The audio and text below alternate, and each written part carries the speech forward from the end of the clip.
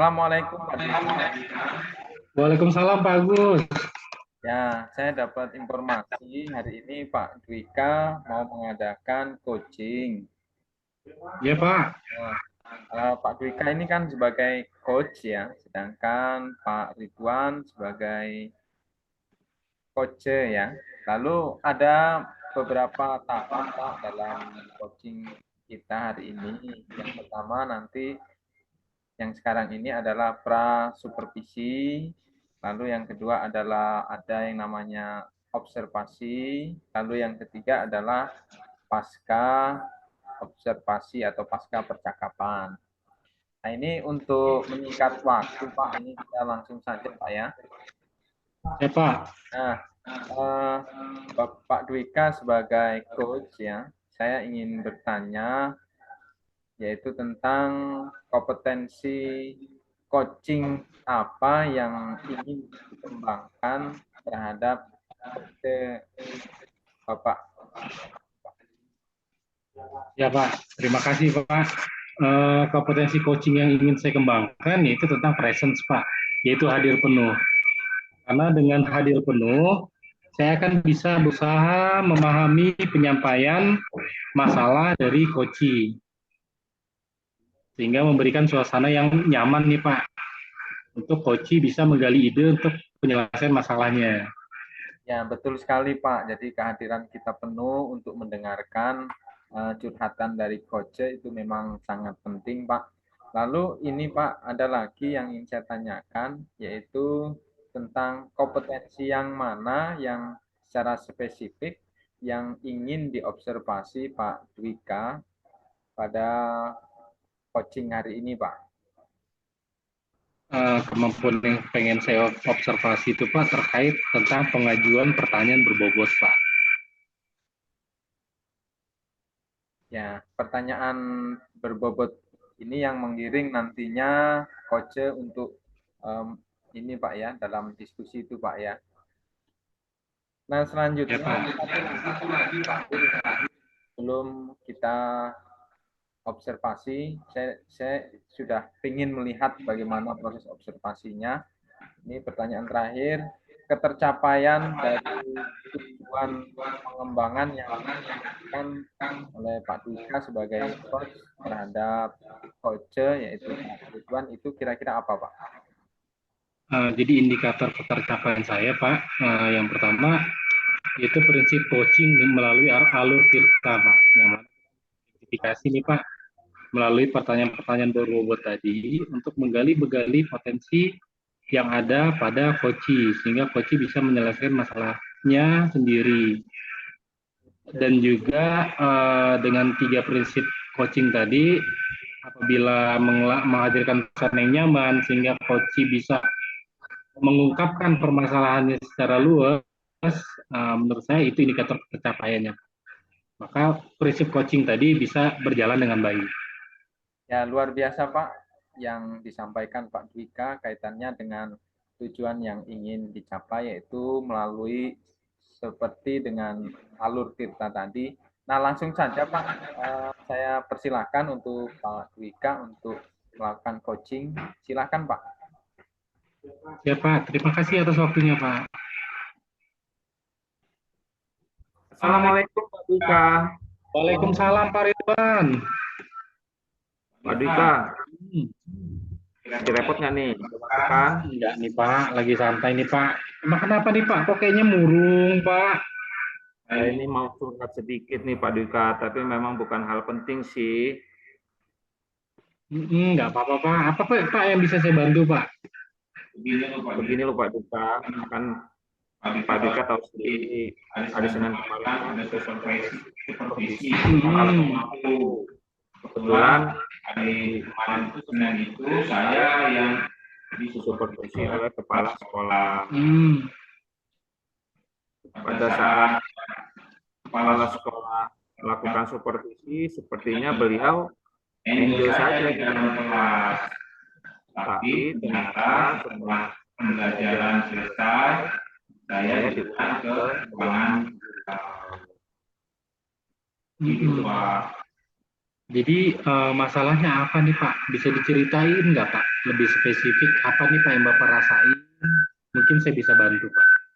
Masalahnya itu, Pak, menurut Bapak Kepala Sekolah dalam mengajar itu saya tidak menggunakan atau harus menggunakan buku pegangan guru sebagai sumber pembelajaran. Nah, padahal saya sudah menjelaskan kepada beliau bahwa saya menggunakan beberapa sumber. Salah satu sumber yang saya pergunakan adalah menggunakan itu lupa untuk mencari bahan pembelajaran dari pelajaran yang saya berikan. Lantas proses mengajar yang bagaimana nih Pak yang ideal menurut Bapak ini?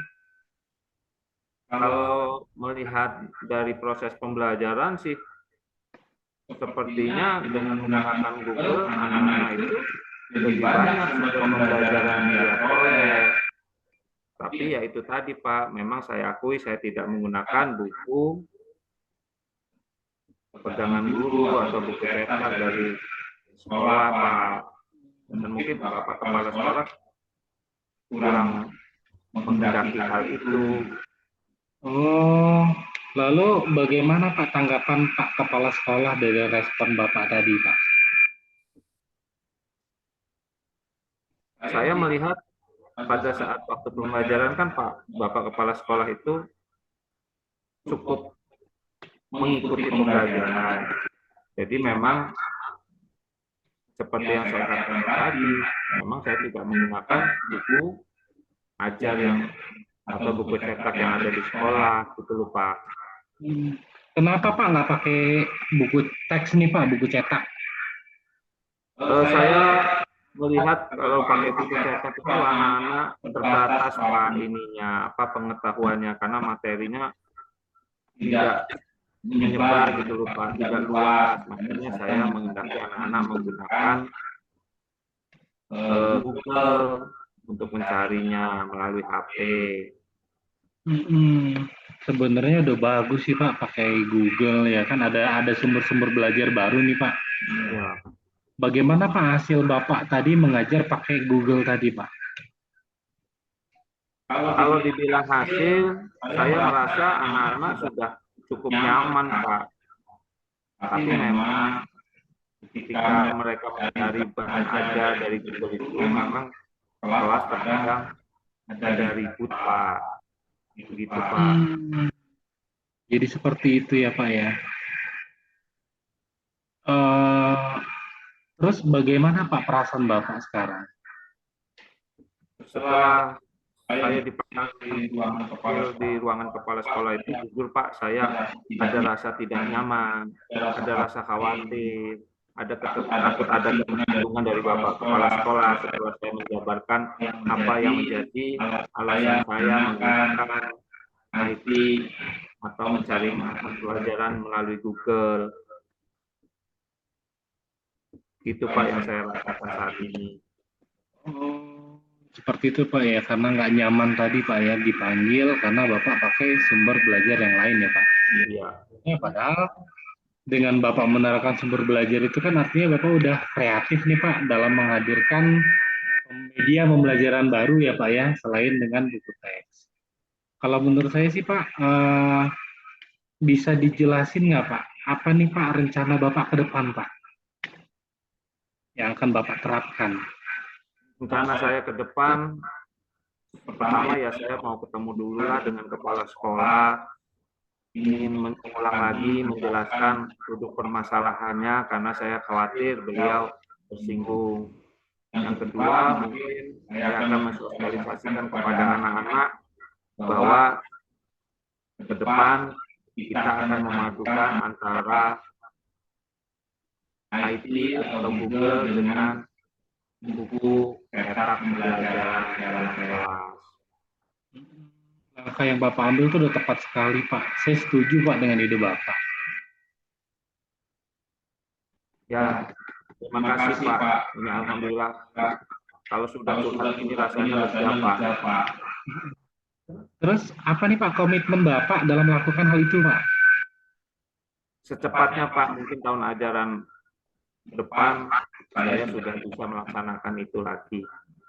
Seperti apa yang diberikan petunjuk oleh Bapak Kepala Sekolah. Lalu dukungan apa nih Pak yang Bapak butuhkan untuk melakukan komitmen itu Pak? Saya butuh masukan, saya butuh orang yang bisa diajak ngobrol dengan untuk membahas masalah-masalah yang saya hadapi ini Pak. Dan terima kasih nih Bapak sudah mau menemani saya berbicara. Iya, itu ide yang bagus sekali Pak. Semoga ke depan masalah Bapak tadi bisa terselesaikan dan Bapak bisa mengajar lagi Pak dengan semangat. Nggak ada rasa-rasa bersalah lagi. Karena memang sejatinya guru harus memberi teladan kepada siswa. Dan pembelajaran pun harus berdasarkan kebutuhan murid ya Pak ya. Iya Pak. Amin. Terima kasih banyak nih Pak Dwika. Dan mohon maaf saya sudah mengganggu waktu Pak Dwika.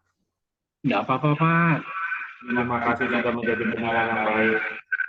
Assalamualaikum warahmatullahi wabarakatuh. Waalaikumsalam warahmatullahi wabarakatuh.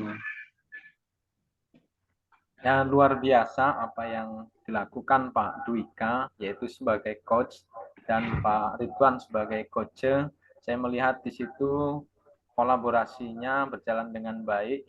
Jadi coachingnya lebih pada membantu seseorang untuk belajar daripada mengajari. Nah, untuk menutup sesi kita hari ini ada beberapa pertanyaan Pak yang berkaitan dengan coaching. Ya Pak. Yaitu tentang ketercapaian indikator yang tadi di awal, apakah sudah tercapai atau bagaimana Pak? Untuk indikator tadi Pak, tentang kehadiran penuh, tadi saya mengharapkan pengembangan terhadap itu. Menurut saya sudah tercapai Pak, saya sudah menjadi pendengar yang baik, saya berusaha memahami setiap permasalahan yang diungkapkan oleh Pak Ridwan sebagai coaching. Ya Pak. Nah, pertanyaan selanjutnya Pak, yang kedua ini Pak ya, berkaitan dengan coaching tadi, tentunya Bapak kan punya data-data. Nah, data-data ini kan digunakan untuk perkembangan coaching ya, terutama Pak Ridwan ke depannya supaya nanti bisa terukur dan terarah. Apakah Bapak memiliki data-data hasil observasi yang tercatat Pak? Ya, terima kasih. Tadi saya mencatat kata-kata poin-poin penting Pak yang diungkapkan Ridwan dari permasalahan. Yang mana kata-kata tadi itu, kata-kata apa namanya khusus yang berdasarkan permasalahan tadi, itu saya jadikan panduan untuk menanyakan pertanyaan berbobot, untuk menggali permasalahan Pak Ridwan sehingga Pak Ridwan dapat menyelesaikan masalahnya sendiri Pak, ide atau gagasannya.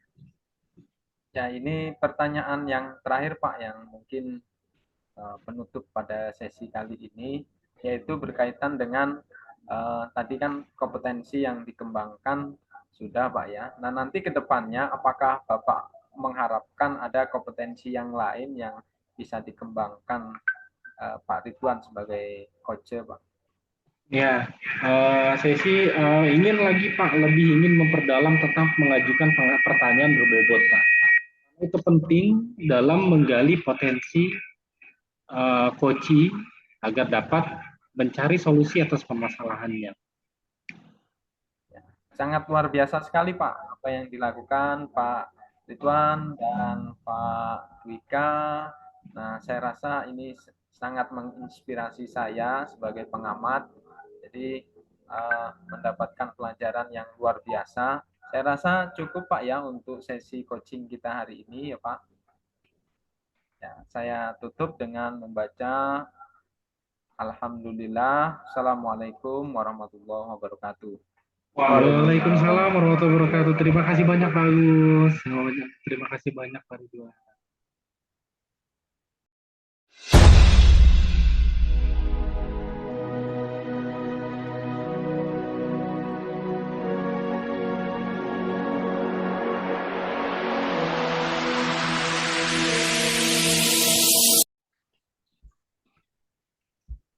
Assalamualaikum Bapak-Bapak semua. Assalamualaikum Pak Ridwan. Assalamualaikum Pak Agus. Waalaikumsalam warahmatullahi wabarakatuh. Iya, hari ini kita mau mengadakan coaching ya kan. Di sini Pak Ridwan berperan sebagai coachnya, Pak Dwi Agus sebagai coachingnya. Tapi sebelum memulainya Pak, saya ingin bertanya dulu nih kepada Pak Ridwan. Di sini kan saya sebagai pengamat nih Pak. Di sini yang ingin saya nilai itu kita ada 3 kegiatan Pak Ridwan. Ada prasupervisi, ada observasi, sama pasca observasi. Yang mana nanti ketiganya dilihat apakah tidak dilakukan atau sudah dilakukan namun belum sesuai prinsip coaching atau sudah dilakukan dan sesuai dengan prinsip coaching. Yang mana prinsip coaching ini kan kita tahu ada kemitraan, ada proses kreatif, dan memaksimalkan potensi. Nah, itu tentang rubrik penilaian coaching kita nih, Pak. Nah, namun sebelum kita mulai, Pak, saya mau menanyakan dengan Pak Ridwan nih, Pak, kompetensi coaching apa, Pak, yang ingin Bapak kembangkan nanti, Pak, saat proses coaching? Kompetensi yang saya harapkan bisa terbentuk adalah saya ingin sekali menjadi pendengar yang aktif dan bisa mengajukan pertanyaan yang berbobot. Itu, Pak. Baik, Pak, bagus sekali itu, Pak. Lantas, bagian kompetensi mana nih, Pak, yang secara spesifik ingin Bapak observasi nanti, Pak? Mungkin saya akan mengajukan pertanyaan yang berbobot ya, Pak, yang lebih saya spesifik. Oke. Terus, Pak, indikator pencapaiannya apa sih nih, Pak, yang ingin diinginkan nanti, Pak, saat proses coaching? Yang saya harapkan adalah Pak Agus bisa menemukan solusi daripada permasalahannya. Oleh sebab itu, maka pertanyaan-pertanyaan yang nanti saya akan ajukan bisa membantu Pak Agus bisa menemukan jalan daripada permasalahannya. Oke. Kalau saya itu, Pak. Terima kasih, Pak Ridwan. Oke, kalau gitu bisa kita mulai coachingnya. Silakan Pak Agus dengan Pak Ridwan. Waktu saya persilakan. Baik. Assalamualaikum Pak Agus. Waalaikumsalam warahmatullahi wabarakatuh. Kok kayaknya Pak Agus ini sedang santai-santai ya? Enggak, Pak, ini lagi pusing ini, Pak. Lagi ngecek pekerjaan siswa. Ini kemarin ada masalah sedikit, Pak. Kok pusing bahasanya? Gimana, ada kendala dalam pembelajaran? Iya, Pak. Kemarin itu kan anak-anak kan tak suruh membawa HP. Lalu saya itu melakukan metode diskusi, Pak. Nah, anak-anak sudah saya bentuk dalam satu kelompok. Nah, dalam kelompok-kelompok tertentu itu mereka mencari materi yang saya tugaskan dengan baik. Tetapi ada beberapa anak yang HP-nya itu digunakan untuk bermain-main, lalu untuk menonton yang aneh-aneh, yang tidak ada hubungannya dalam pembelajaran, Pak. Waduh, kalau gitu seru ini Pak Gus. Kira-kira apa nih ya tujuannya kita berbicara ini ya? Ini loh, Pak, saya menginginkan siswa itu aktif dalam pembelajaran, Pak. Jadi tidak ada lagi siswa yang bermain-main, menyalahgunakan. Kan anak itu saya suruh membawa HP tapi disalahgunakan untuk ini. Saya pinginnya itu anaknya itu ini, Pak, HP itu ya digunakan untuk diskusi, mencari materi, lalu ini. Intinya adalah mendiskusikan tentang mengaktifkan keaktifan siswa dalam pembelajaran, Pak. Terus menurut Pak Agus, bagaimana cara mengaktifkan siswa itu dalam pembelajarannya di dalam kelas? Nah, karena saya ini dalam konteks membawa HP ya, Pak, jadi yang saya inginkan itu siswa terlibat aktif dalam pembelajaran dan memanfaatkan HP secara maksimal dalam pembelajaran. Oh gitu Pak Agus. Sebenarnya kalau Pak Agus bisa mengukur, kira-kira nih Pak Agus, kira-kira dari anak-anak itu berapa sih yang tidak sesuai dengan keinginan Pak Agus atau anak-anak itu lebih banyak menggunakan HP-nya yang tidak sesuai dengan keinginan Pak Agus? Ya, Kalau dibuat sebetulnya skala lah, Pak Agus, supaya mudah dibuat skala lah antara 1 sampai 10 kira-kira berapa itu Pak Agus? ya sebetulnya dari 32 siswa itu yang bermain-main sih sekitar 8 anak, Pak.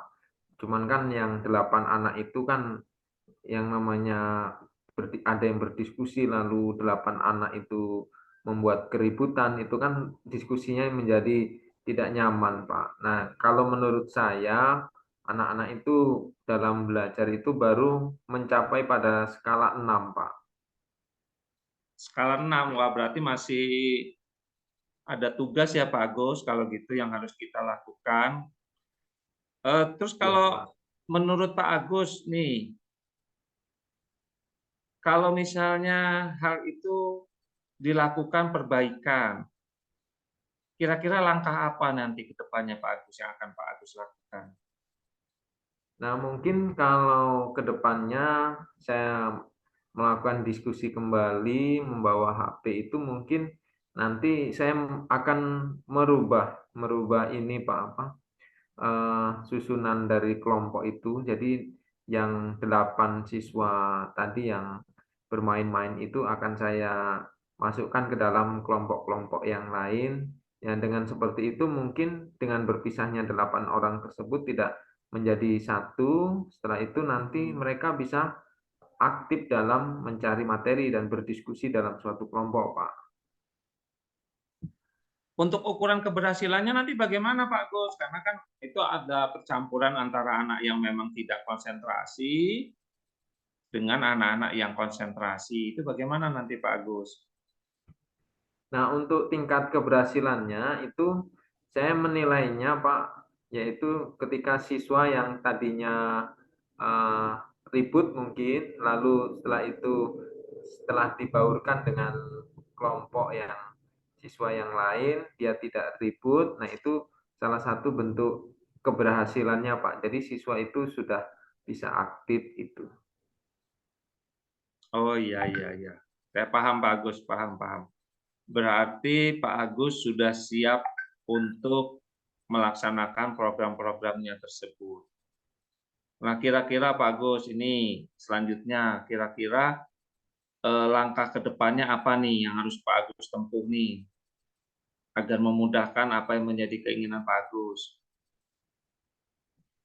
Nah, untuk langkah selanjutnya, seperti halnya yang saya katakan tadi, mungkin eh, sebelum memulai pembelajaran, saya memberikan motivasi kepada siswa tentang diskusi, lalu memotivasi siswa bahwa diskusi ini adalah dinilai dan memberikan kesepakatan sebelum memulai pembelajaran, sehingga siswa itu mengerti bahwa segala sesuatunya dalam diskusi itu dinilai. Dengan seperti itu mungkin siswa tidak akan bermain-main dan sebagainya, Pak. Wah, luar biasa Pak Agus. Saya rasa apa yang akan dilakukan Pak Agus sudah cukup bagus. Ya, saya sebagai rekan kerja Pak Agus mendoakan mudah-mudahan apa yang diharapkan dan yang Pak Agus inginkan agar anak-anak itu meningkat proses pembelajarannya bisa tercapai. Iya, Pak. Mudah-mudahan kehadiran saya membuat hati Pak Agus senang ini Pak. Jadi nggak gundah lagi ya. Iya, Pak. Terima kasih, Pak. Waktunya sudah bisa mendengarkan cerita saya dan saya sekarang menjadi tahu, Pak, solusinya bagaimana. Baik Pak Agus. Tapi jangan lupa nih tetap semangat selalu ya. Ya, Pak. Baik Pak Agus, saya tinggal dulu ini. Terima kasih kita udah ngobrol-ngobrol. Nanti lain waktu nanti saya ke sini lagi. Saya nanya lagi nih Pak Agus, bagaimana Ya, perkembangan Pak. pembicaraan kita ini ya? Ya, mudah-mudahan besok saya ceritanya dengan cerita yang baik, Pak, dengan kabar yang baik dan menyenangkan, Pak, tidak seperti hari ini, Pak. Baik, amin, amin, amin. Terima Hmm. kasih ya Pak Agus ya. Saya tak pamit dulu. Assalamualaikum warahmatullahi wabarakatuh. Waalaikumsalam warahmatullahi wabarakatuh. Oke, Pak Ridwan. Sudah nih proses coachingnya ya Pak ya. Iya, Pak. Iya. Kalau tadi sih saya lihat udah keluar nih Pak proses coachingnya, prinsip-prinsipnya Pak. Ada kemitraan, terus ada proses kreatif, ada memaksimalkan potensi dari Pak Agus tadi ya Pak ya. Boleh sedikit berbincang dikit nih Pak. Apa sih Pak yang udah Bapak rasakan tadi Pak terkait indikator yang ingin Bapak kembangkan tadi itu Pak? Kalau indikator, sepertinya saya sudah melakukan semua. Bahkan saya sepertinya sudah menggali nih. Saya membuat beberapa catatan dari apa yang sudah disampaikan Pak Agus, bahwa Pak Agus itu memiliki permasalahan di mana anak-anak itu menggunakan HP tetapi tidak semestinya.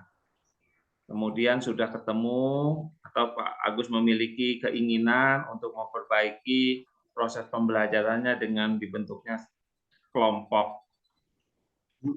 Artinya saya sudah bisa menjadi pendengar yang baik dan sudah melaksanakan, memberikan pertanyaan-pertanyaan berbobot kepada Pak Agus.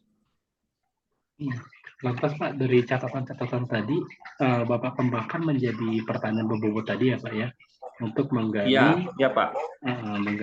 Menggali jawaban lah Pak ya atas permasalahannya Pak Agus tadi ya Pak ya. Lantas Pak, terakhir nih Pak, sebelum kita akhiri Pak, apalagi nih Pak yang ingin Bapak kembangkan lagi Pak tentang coaching Pak?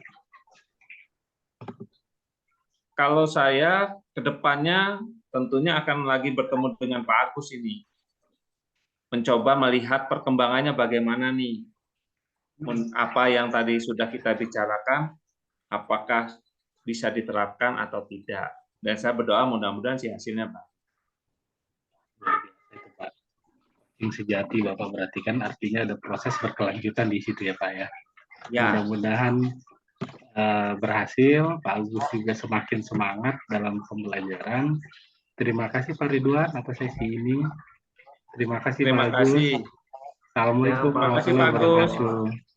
Waalaikumsalam warahmatullahi wabarakatuh. Waalaikumsalam warahmatullahi wabarakatuh.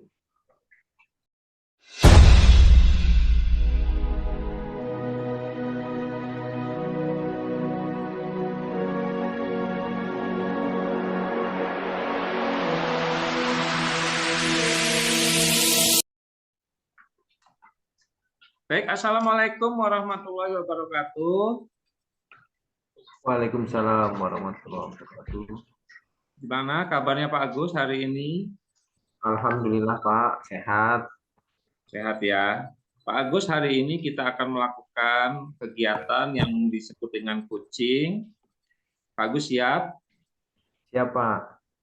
Baik, hari ini Pak Agus akan menjadi coach ya. Iya Pak. Nanti yang akan menjadi coachnya Pak Dwika. Namun sebelum itu saya akan bertanya dulu Pak Agus kepada Pak Agus. Karena di dalam penilaian, rubrik penilaian demonstrasi kontekstual ini ada 3 hal yang akan saya nanti amati Pak Agus. Yang pertama adalah apakah sudah dilakukan, apakah tidak dilakukan. Kemudian apakah sudah dilakukan namun belum sesuai dengan prinsip coaching, atau sudah dilakukan sesuai dengan prinsip coaching. Perlu Pak Agus ketahui bahwa prinsip coaching itu adalah yang pertama kemitraan, kemudian proses kreatif, dan memaksimalkan potensi. Bisa diikuti Pak Agus? Iya Pak, siap Pak. Baik, kita akan melakukan 3 tahap. Yang pertama adalah prasupervisi, observasi, dan pasca percakapan. Nah, kira-kira pada kesempatan prasupervisi ini, kompetensi coaching apa yang nanti akan Pak Agus gali atau kembangkan dari permasalahan Pak Dwika? Kompetensi yang akan saya gali dalam permasalahan yang dihadapi oleh Pak Dwika adalah ada 3 Pak. Yang pertama adalah kehadiran penuh, lalu yang kedua adalah mendengar secara aktif, lalu yang ketiga adalah mengajukan pertanyaan secara berbobot Pak. Baik Pak Gus, kemudian bagian kompetensi mana yang lebih spesifik lagi Pak Agus yang akan diobservasi nanti dari permasalahan Pak Dwika? Saya lebih kepada mendengar secara aktif, Pak. Baik, Pak Agus. Kemudian nanti kita juga akan melakukan pencatatan dan mendengar daripada rekan guru penggerak yang melakukan coaching. Saya akan menilai kefokusannya berdasarkan hasil daripada pra-percakapan yang tadi sudah disampaikan Pak Agus. Gimana, bisa kita mulai Pak Agus? Bisa Pak, siapa? Baik Pak Dwika. Ya Pak. Pak Dwika bisa? Bisa Pak. Baik, silakan dimulai Pak Agus. Terima kasih Pak. Assalamualaikum Pak Agus. Waalaikumsalam Pak. Senang nih bisa bertemu dengan Pak Dwika. Iya nih Pak, saya juga senang nih Pak ketemu dengan Bapak. Tumben, kelihatannya lagi pusing ya Pak. Ada apa nih Pak? Iya, begini nih Pak. Saya tadi itu kan dipanggil oleh kepala sekolah Pak. Terus saya disuruh ikut lomba pidato Pak bahasa Inggris di kabupaten. Nah, saya itu masih bingung nih Pak. Saya mau ikut atau enggak? Menurut Bapak saya ikut nggak ya Pak ya? Oh, begitu ya Pak. Sangat bagus itu Pak. Mengikuti lomba pidato bahasa Inggris tingkat kabupaten. Lalu, apa yang Bapak khawatirkan? Iya Pak, saya itu masih canggung loh Pak. Kalau berbicara di hadapan orang. Saya takut nih Pak, kalau saya ikut nanti nama baik sekolah jadi jelek Pak, kalau hasilnya nggak maksimal. Oh, jadi seperti itu ya Pak. Lalu bagaimana sebaiknya yang dipersiapkan dalam pidato bahasa Inggris itu Pak? Layaknya lomba sih Pak, setidaknya kita bisa menunjukkan sikap percaya diri Pak dalam berpidato. Saya juga harus mempersiapkan nih Pak bahan pidatonya juga, supaya dapat mendapatkan hasil yang maksimal dan tidak menjelekkan nama sekolah Pak.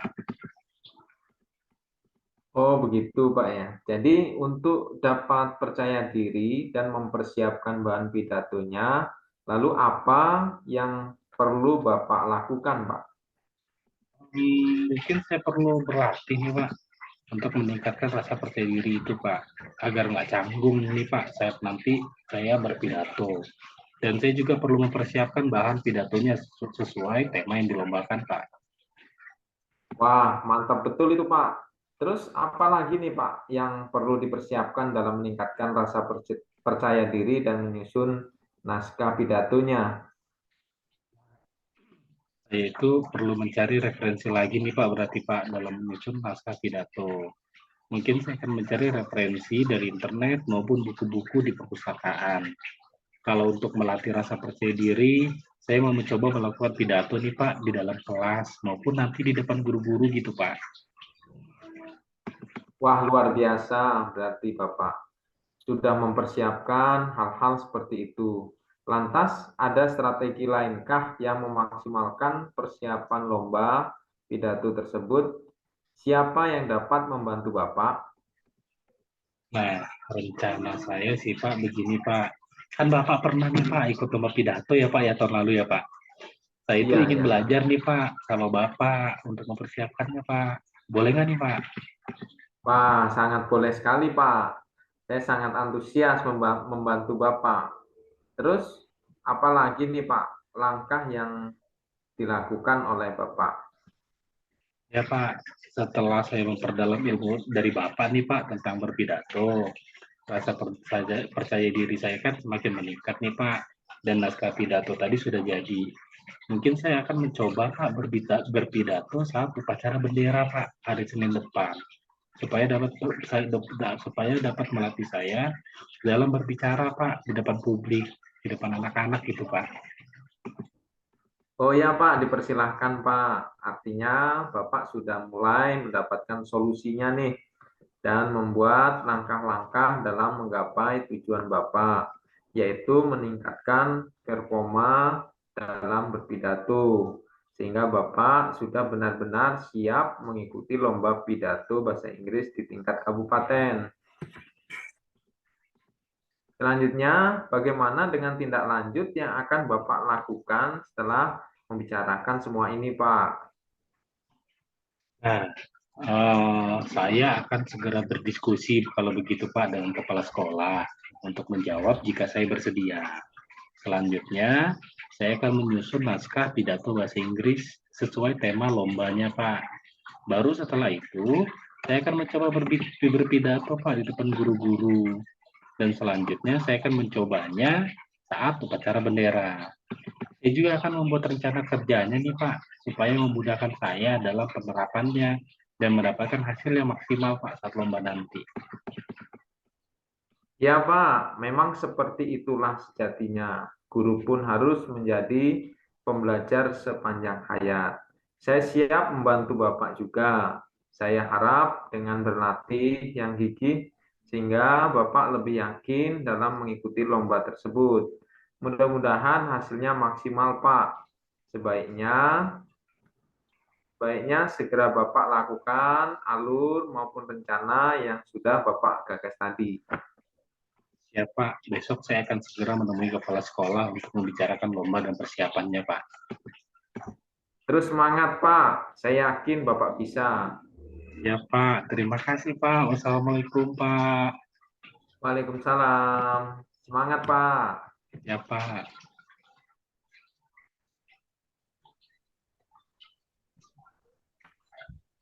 Bagaimana Pak Agus? Perasaannya? Sudah Pak. Sudah Pak. Sudah, Pak. Baik. Tadi setelah saya melakukan penilaian daripada sesi demonstrasi kontekstualnya, masih ada beberapa pertanyaan ini Pak Agus yang mau saya sampaikan.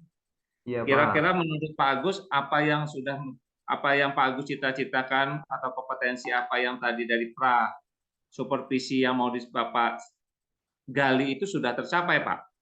Sudah tercapai Pak dan sangat bagus sekali Pak. Oke, untuk kompetensinya Pak?